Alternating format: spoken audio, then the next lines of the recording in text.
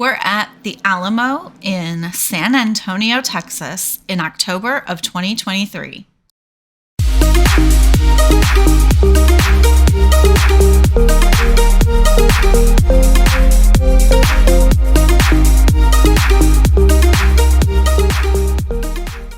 Welcome to Roadies Roam the World.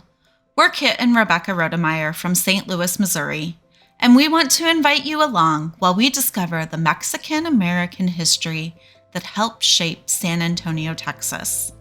Today, we explore the Alamo and the area missions. Join us for this two-part series where we learn why it's important to remember the Alamo and the missions of San Antonio.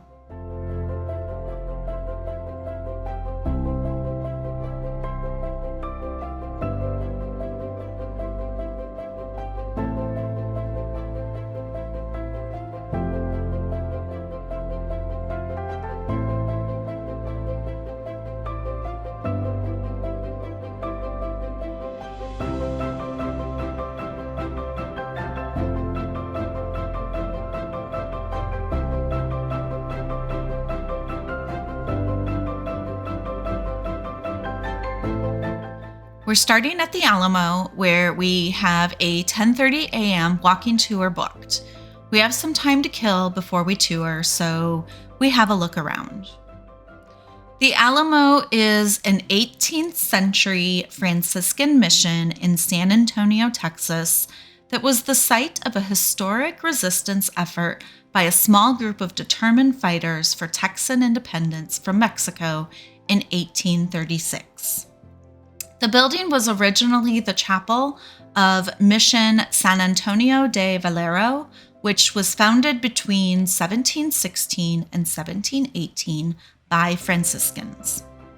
Short side note, Franciscans are any member of a Roman Catholic religious order founded in the early 13th century by Saint Francis of Assisi.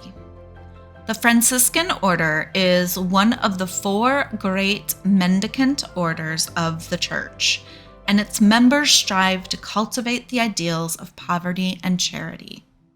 Before the end of the century, the mission had been abandoned and the building fell into partial ruin. After 1801, the chapel was occupied sporadically by Spanish troops.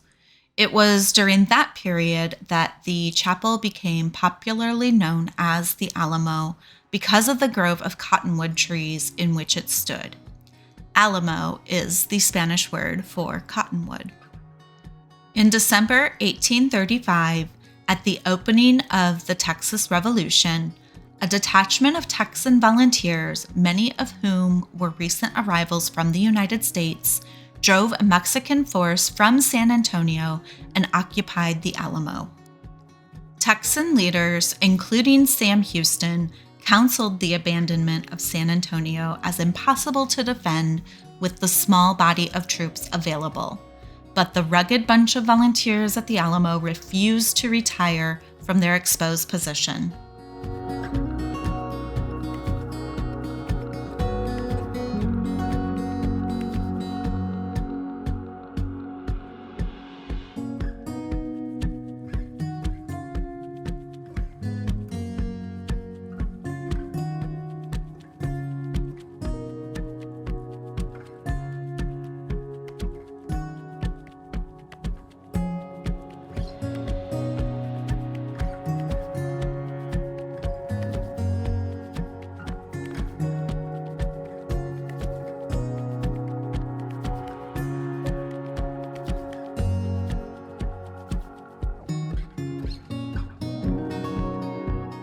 On February 23, 1836, a Mexican army arrived from south of Rio Grande and immediately began a siege of the Alamo.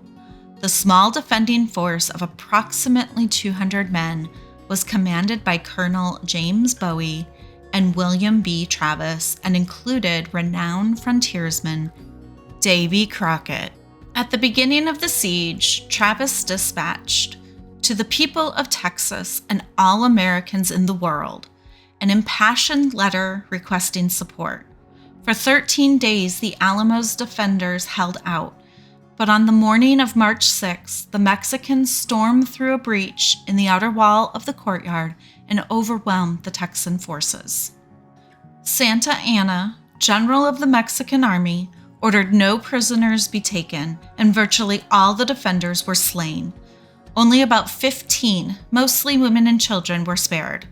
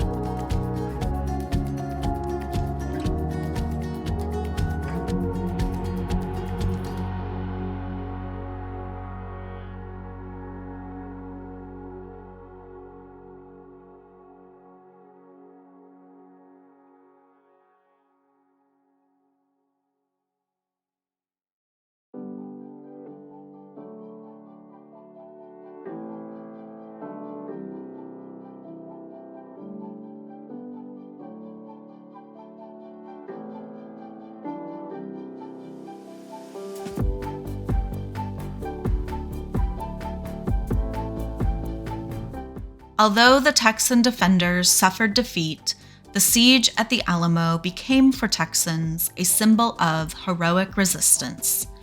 On April 21, 1836, when Sam Houston and a force of some 900 men routed 12 to 1,300 Mexicans under Santa Anna at the Battle of San Jacinto, the Texan forces shouted, "Remember the Alamo."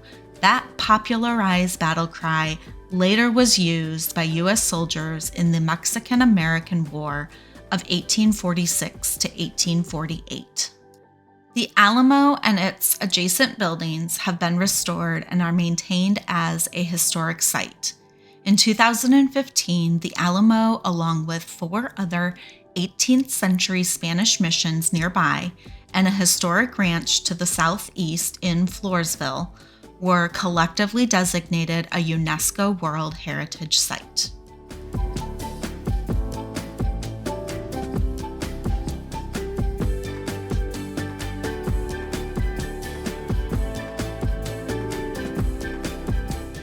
The latter part of our tour takes us to the museum that houses a collection of Alamo relics donated by an unlikely British rock legend.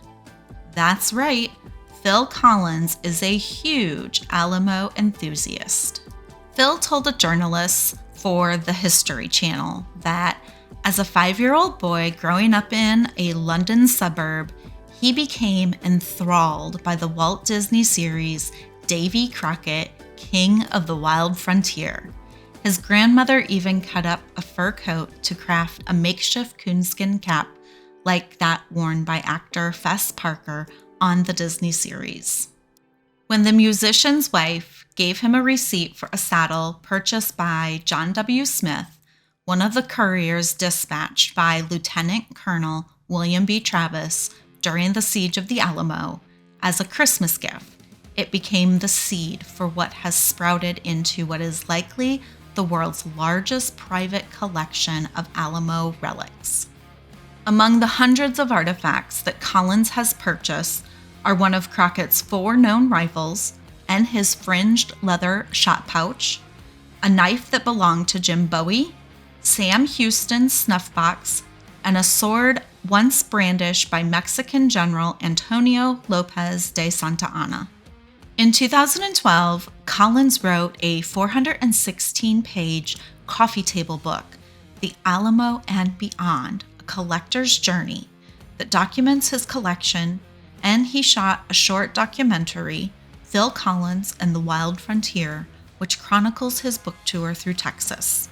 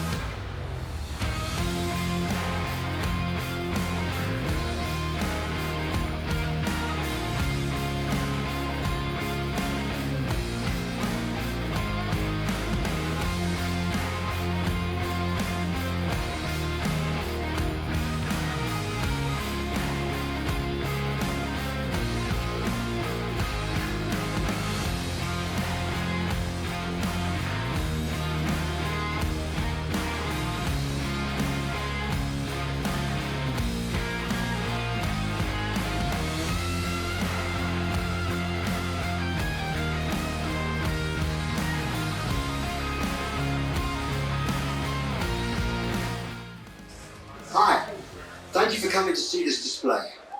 This is Phil Collins here, and though some of you might know me from my music, I'm talking to you today just as an Alamo enthusiast. This model will hopefully give you a glimpse into the past. Inside the compound and south of the west wall was the Charlie house. This belonged to Pedro Charlie, one of the original inhabitants of the mission, who operated a small carpentry shop in the southwest corner of the quadrangle. Nearby was an earthwork and palisade enclosure called a lunette, which protected the main. In recognition of his gift, the state legislature named Collins an honorary Texan in March 2015. In spite of the donation, the rock star's collecting days are not over. He plans to continue to purchase relics and eventually send them on to San Antonio.